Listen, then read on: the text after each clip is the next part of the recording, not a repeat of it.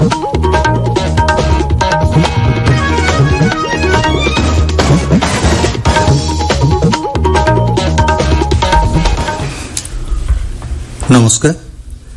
आकाशवाणी कटक आंचलिक संवाद पढ़ुछंती सत्यव्रत बेहुरा। मुख्य संवाद। राज्यर 147 विधानसभा और 21 लोकसभा आसन पर आसंताकाली हेबो भोट गणति। ओडिशा मिलित प्रवेशिका परीक्षा ओजेईई परीक्षा फल प्रकाशित। 56,000 परीक्षार्थी को मिला रैंक कार्ड। राज्य आज आरंभ है युक्त 3 नामलेखा आवेदन प्रक्रिया एवं राज्य में आहुरी 48 घंटा जारी रहिबो ग्रीष्म प्रवाह। सूचना देला भुवनेश्वर आंचलिक पाणीपाग विज्ञान केन्द्र। राज्यर 147 विधानसभा और 21 लोकसभा आसन पर आसंताकाली भोट गणति हेबो। एथिपाई पृथक भाव 168 केन्द्र में भोट गणति कराजिबो। राज्य में 4 पर्यायर भोट ग्रहण शेष होगा पर विभिन्न स्थान में 69 स्ट्रंग रूम रे ईवीएम गुड़िक कड़ा सुरक्षा मध्य रखा सकाल 8 प्रथम पोस्टाल बैलेट गणना होगा पर 8:30 ईवीएम भोट गणना हेबो। लोकसभा और विधानसभा आसन भोट गणति अलग अलग टेबुल व्यवस्था करा जायछि। राज्य मुख्य निर्वाचन अधिकारी निकुंज बिहारी धल ए संपर्क में सूचना दी कहिसेंति भोट गणति केन्द्र गुड़िकरे त्रिस्तरीय सुरक्षा व्यवस्था ग्रहण करा जायछि।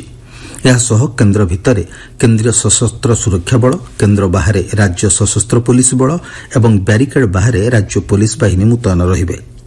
निर्वाचन परवर्ती हिंसा और गणति केन्द्र सुरक्षा पाई आसंता 6 तारिख पर्यंत 70 कंपानी केन्द्रीय सुरक्षा बल मुतयन रहिबे। राजधानी भुवनेश्वर समेत केतक संवेदनशील निर्वाचन मंडली रे आईन श्रृंखला परिस्थिति नियंत्रण पाई 17 कंपानी केन्द्रीय सुरक्षा बल नियोजित करा जायछि। गंजाम जिले में आसंताकाली 5 स्थान में भोट गणति हेबो। भंजनगर कॉलेज रे 3, ब्रह्मपुर उमाचरण पट्टनायक इंजीनियरिंग स्कूल रे 1, ब्रह्मपुर सरकारी पॉलिटेक्निक रे 4, छत्रपुर स्थित सरकारी उच्च विद्यालय रे 5 विधानसभा आसन पर भोट गणति हेबो। रायगड़ा जिलार 3 विधानसभा आसन और कोरापुट लोकसभा आसन निमंते रायगड़ा और गुणुपुर ठारे भोट गणति कराजिबो। रायगड़ा निर्वाचन मंडलीर 301 बूथ निमंते 12 टेबुल, विषम कटकर 293 बूथ पर 10 और गुणुपुर 290 बूथ पर 14 टेबुल गणति व्यवस्था करा जायछि। ढेंकानाल जिले में भोट गणति प्रत्येक गणति केन्द्र में 4 प्लाटून लेखाएं सुरक्षा बल मुतयन करा जायछि। आम संवाददाता जणाइछन्ति ढेंकानाल 4 गणना केन्द्र महिषापाट, ईवीएम केन्द्र हिंदोल, परजंग और कामाख्यानगर ठारे भोट गणति हेबो। नवरंगपुर में भोट गणति नहीं गणना पर्यवेक्षकों अध्यक्षतार एक बैठक अनुष्ठित हो जायछि। एथिरे समस्त राजनैतिक दलर प्रार्थी उमरकोट, डाबुगां और झरीगांर गणना पर्यवेक्षक माने जोग दैथिले। मुख्य निर्वाचन कमिशनर राजीव कुमार कहिसेंति लोकसभा निर्वाचन में 642 नियुत भोटर अंशग्रहण करने एक विश्व रेकर्ड। आज नुआदिल्ली ठारे गणमाध्यम सह आलोचना बेले श्री कुमार कहिसेंति America, Britain, France, Germany, Italy, Japan और कानाडा भली समस्त G7 देशर भोटर संख्या तुलन में यह 1.5 गुण। चलित लोकसभा निर्वाचन में 312 नियुत महिला भोटर अंशग्रहण करने विश्व में सर्वाधिक बोली से कहिसेंति। 2019 साधारण निर्वाचन में 540 बूथ रे पुनः मतदान होइथिबा बेले चलित थर मात्र 39 बूथ रे पुनः मतदान हेबा अन्य एक सफलता बोली से वर्णना करिसेंति। राज्य में शेष पर्याय निर्वाचन में 74.41% मतदान होइछि। निर्वाचन आयोगों वेबसाइट रे उपलब्ध तथ्य अनुसार बालेश्वर लोकसभा आसन में सर्वाधिक 76.77% मतदान होइछि। देश में सर्वाधिक मतदान हार तालिकार ओडिशा द्वितीय स्थान रही। सेहीपरि विधानसभा आसन गुड़िक मध्य सुकिंदारे सर्वाधिक 80.66% मतदान हार रेकर्ड करा जायछि। सेहीभଳି देश में 7टी पर्यायर होइथिबा लोकसभा निर्वाचन में 65.14% मतदान होइछि। 28टी राज्य और 8टी केन्द्र शासित अंचलर 542टी आसन पर एप्रिल 19 तारिखर 46 दिन धरी निर्वाचन प्रक्रिया जारी रहितिला।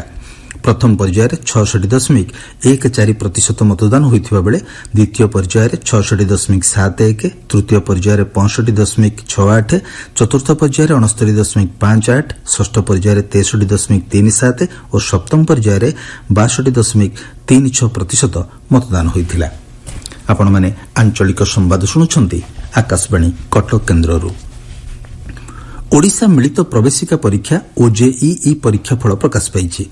ଏଥିରେ ବି ଫାର୍ମାରେ ସାଗରିକା ଦାସ, ଏମ୍ବିଏରେ ସୂର୍ଯ୍ୟକାନ୍ତ ପୃଷ୍ଟି ଓ ଏମ୍ ଫାର୍ମାରେ ପଦ୍ମାଳୟ ମିଶ୍ର ଟପର ହୋଇଥିବା ଜଣାପଡ଼ିଛି। ଏଥିଲାଗି ଗତ ମାସ 6 ତାରିଖରୁ 10 ତାରିଖ ଯାଏ ପରୀକ୍ଷା କରାଯାଇଥିଲା।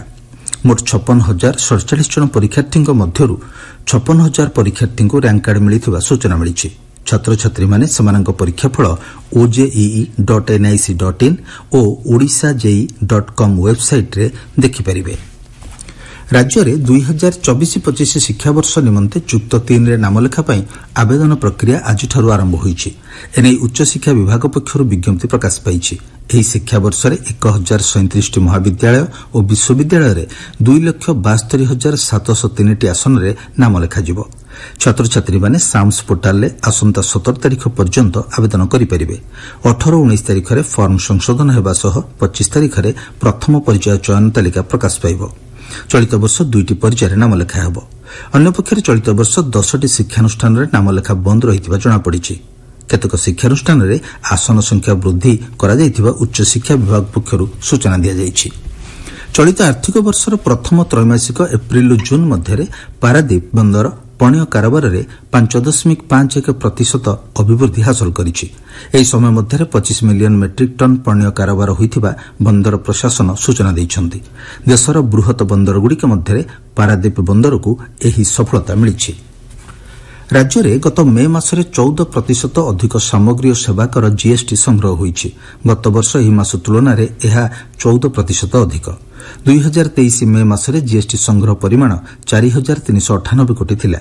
ଚଳିତ ବର୍ଷ ମେ ମାସରେ 5,027 କୋଟି ଟଙ୍କାର ଜିଏସ୍ଟି ସଂଗ୍ରହ ହୋଇଛି। ତେବେ ଚଳିତ ବର୍ଷ ଏପ୍ରିଲ ମାସ ତୁଳନାରେ ଏହା 875 କୋଟି ଟଙ୍କା କମ୍ ସଂଗ୍ରହ ହୋଇଥିବା ଜଣାପଡ଼ିଛି। ଗତ ଏପ୍ରିଲ ମାସରେ ରାଜ୍ୟରେ ଜିଏସ୍ଟି ସଂଗ୍ରହ ପରିମାଣ 5,902 କୋଟି ଟଙ୍କା ଥିଲା। ଶାରୀରିକ ଓ ମାନସିକ ସ୍ୱାସ୍ଥ୍ୟ ରକ୍ଷା ଏବଂ ପରିବେଶ ସଂରକ୍ଷଣ ନିମନ୍ତେ ସାଇକେଲ ଚାଳନାକୁ ପ୍ରୋତ୍ସାହିତ କରିବା ଉଦ୍ଦେଶ୍ୟରେ ଆଜି ବିଶ୍ୱ ସାଇକେଲ ଦିବସ ପାଳିତ ହେଉଛି। ସୁସ୍ଥ ଜୀବନଶୈଳୀ ଏବଂ ପ୍ରଦୂଷଣମୁକ୍ତ ପରିବେଶ ବିକାଶରେ ସାଇକେଲ ଚାଳନାର ଗୁରୁତ୍ୱପୂର୍ଣ୍ଣ ଭୂମିକା ରହିଛି। ଜାତିସଂଘ ସାଧାରଣ ସଭାରେ 2018 ମସିହାରୁ ପ୍ରତିବର୍ଷ ଜୁନ୍ 3 ତାରିଖକୁ ବିଶ୍ୱ ସାଇକେଲ ଦିବସ ରୂପେ ପାଳନ କରିବା ନିମନ୍ତେ ନିଷ୍ପତ୍ତି ନିଆଯାଇଥିଲା। ଚଳିତ ବର୍ଷ ଏହି ଦିବସର ବାର୍ତ୍ତା ରହିଛି ସାଇକେଲ ଚାଳନା ମାଧ୍ୟମରେ ସ୍ୱାସ୍ଥ୍ୟ, ସମାନତା ଏବଂ ସ୍ଥାୟିତ୍ୱକୁ ପ୍ରୋତ୍ସାହିତ କରିବା। ସାଇକେଲ ଗମନାଗମନ ଓ ପରିବହନ କ୍ଷେତ୍ରରେ ସବୁଠାରୁ ପୁରୁଣା ଓ ଜରୁରୀ ମାଧ୍ୟମ ଭାବରେ ପରିଗଣିତ ହୋଇଆସୁଛି। ସମୟ ବଦଳିବା ସହ ଲୋକମାନଙ୍କର ଗମନାଗମନର ଧାରା ମଧ୍ୟ ବଦଳିଛି। ସମୟ ଥିଲା ଯେତେବେଳେ ସୁନ ଗାଡ଼ି ନାମରେ ପରିଚିତ ସାଇକେଲ ସମସ୍ତଙ୍କର ପ୍ରଥମ ପସନ୍ଦ ଥିଲା। ଏବେ ସମାଜରେ ମୋଟର ସାଇକେଲର ଚାହିଦା ଅହେତୁକ ଭାବେ ବୃଦ୍ଧି ପାଇଥିଲେ ମଧ୍ୟ ସାଇକେଲର ଆଦର କମି ନାହିଁ। ବିଶ୍ୱରେ ଏମିତି ଅନେକ ଦେଶ ଅଛି ଯେଉଁଠି ସାଇକେଲର ବହୁଳ ବ୍ୟବହାର ହେଉଛି। ବିଶେଷକରି ନେଦରଲ୍ୟାଣ୍ଡରେ ବହୁ ସଂଖ୍ୟାରେ ଲୋକମାନେ ସାଇକେଲ ବ୍ୟବହାର କରିଥାନ୍ତି। ଚଳିତ ଗ୍ରୀଷ୍ମ ଋତୁରେ ଏପ୍ରିଲ ମାସରୁ ଗତକାଲି ସୁଦ୍ଧା 26 ଜଣଙ୍କର ଅଂଶୁଘାତରେ ମୃତ୍ୟୁ ହୋଇଥିବା ସ୍ୱତନ୍ତ୍ର ରିଲିଫ୍ କମିଶନର କହିଛନ୍ତି। ସେମାନଙ୍କ ମଧ୍ୟରୁ 20 ଜଣ ରାଉରକେଲାରୁ ହୋଇଥିବା ସୂଚନା ମିଳିଛି। ରାଜ୍ୟରେ ଅଂଶୁଘାତରେ 141 ଜଣଙ୍କ ମୃତ୍ୟୁ ହୋଇଥିବା ଜିଲ୍ଲାପାଳମାନେ ରିପୋର୍ଟ କରିଥିଲେ। ସେମାନଙ୍କ ମଧ୍ୟରୁ 34 ଜଣଙ୍କ ଶବ ବ୍ୟବଚ୍ଛେଦ ରିପୋର୍ଟ ଆସିବା ପରେ 26 ଜଣଙ୍କର ଅଂଶୁଘାତରେ ଏବଂ 8 ଜଣଙ୍କର ଅନ୍ୟ କାରଣରୁ ମୃତ୍ୟୁ ହୋଇଥିବା ଜଣାପଡ଼ିଛି। ଜନସ୍ୱାସ୍ଥ୍ୟ ନିର୍ଦ୍ଦେଶକ ଡାକ୍ତର ନୀଳକଣ୍ଠ ମିଶ୍ର କହିଛନ୍ତି, ହସ୍ପିଟାଲ ଆସିବା ପୂର୍ବରୁ କେତେଜଣ ରୋଗୀଙ୍କ ମୃତ୍ୟୁ ହୋଇଥିଲା। ଏନେଇ ଯୁଗ୍ମ ତଦନ୍ତ ଚାଲିଥିବା ସେ କହିଛନ୍ତି। ରାଜ୍ୟରେ ଆହୁରି 48 ଘଣ୍ଟା ଗ୍ରୀଷ୍ମ ପ୍ରବାହ ଜାରି ରହିବ। ଭୁବନେଶ୍ୱର ଆଞ୍ଚଳିକ ପାଣିପାଗ ବିଜ୍ଞାନ କେନ୍ଦ୍ର ପକ୍ଷରୁ ମିଳିଥିବା ସୂଚନା ଅନୁଯାୟୀ ଆସନ୍ତା 2 ଦିନ ବଲାଙ୍ଗୀର ଓ ବରଗଡ଼ରେ ଭୀଷଣ ଗ୍ରୀଷ୍ମ ପ୍ରବାହ ନେଇ ସତର୍କତା ଜାରି କରାଯାଇଛି। ରାଜ୍ୟର ଅନେକ ଅଞ୍ଚଳରେ ଆସନ୍ତା 6 ତାରିଖ ପର୍ଯ୍ୟନ୍ତ ଗୁଳୁଗୁଳି ଜାରି ରହିବ। ଗତକାଲି ରାଜ୍ୟର ବିଭିନ୍ନ ସ୍ଥାନରେ କାଳବୈଶାଖୀ ପ୍ରଭାବରେ ବର୍ଷା ହୋଇଯାଇଛି।